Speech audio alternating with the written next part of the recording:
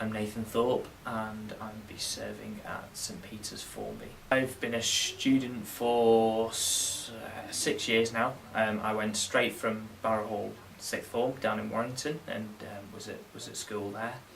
I'm the son of a vicar and my mum's a teacher and a lecturer at Edge Hill University. So I studied ancient and medieval history for 3 years in Wales and I loved that. And then I went to Cranmer Hall to study theology.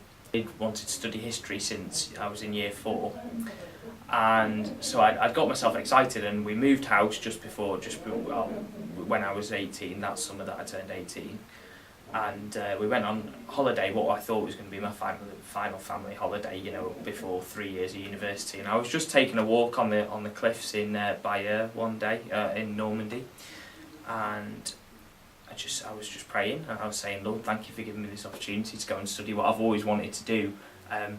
Dangerous press, show me what you want me to do afterwards. And as clear as I'm talking to you now, there was a voice behind me that said, be a priest.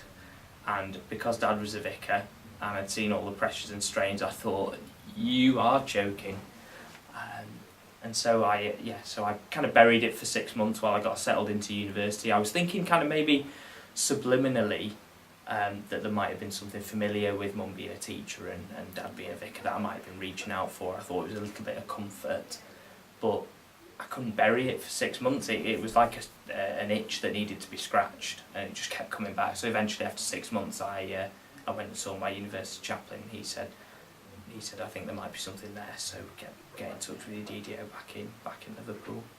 Is there any message you would get to someone who might be in your shoes, like when you first started thinking about it? What would you say to them?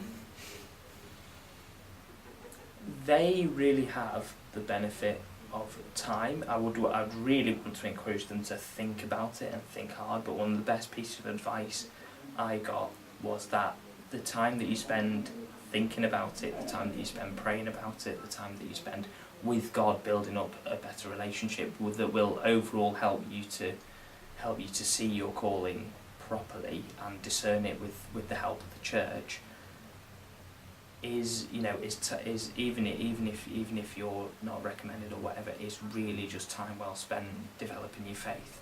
So give it time. You're in no rush. You just take it by yourself, because it's a huge commitment and it's so rewarding. I'm 5 days in now, and it's just the best thing that I've ever done, but there's no denying it's a huge commitment, and people just need to be prepared for that. What are you most looking forward to?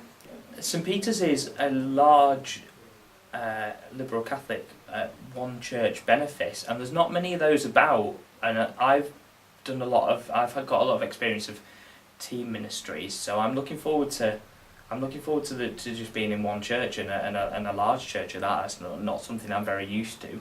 They've got some really good community links with the local scouts, the local air cadets. I'm looking forward to getting involved with them and just getting the bread and butter stuff down, because hopefully I'll have a very long time in ministry. So just getting the basics down and just getting to know a new bunch of people. I don't know Formby very well, so it'd be really nice to get to know them.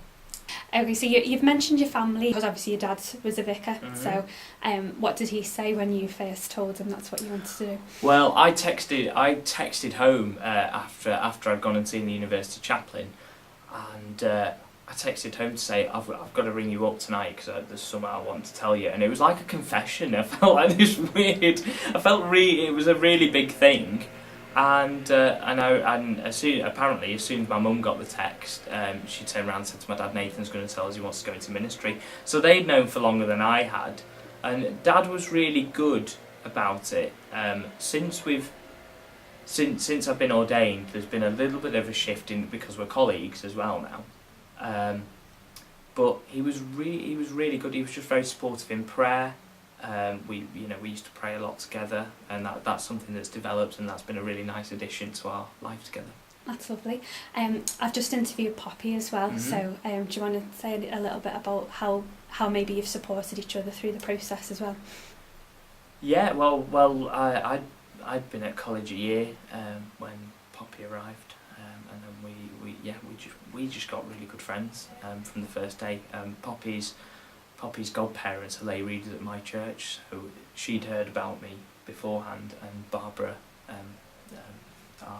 our parish secretary, had warned me to look after Poppy if she came on. I don't think she intended us to get married by looking after, but you know, it's great to have someone who's in a similar boat, and actually Poppy and I make a very good team, because we generally get to the same place, but we get there by very different means. So actually the bouncing ideas off each other is really helpful.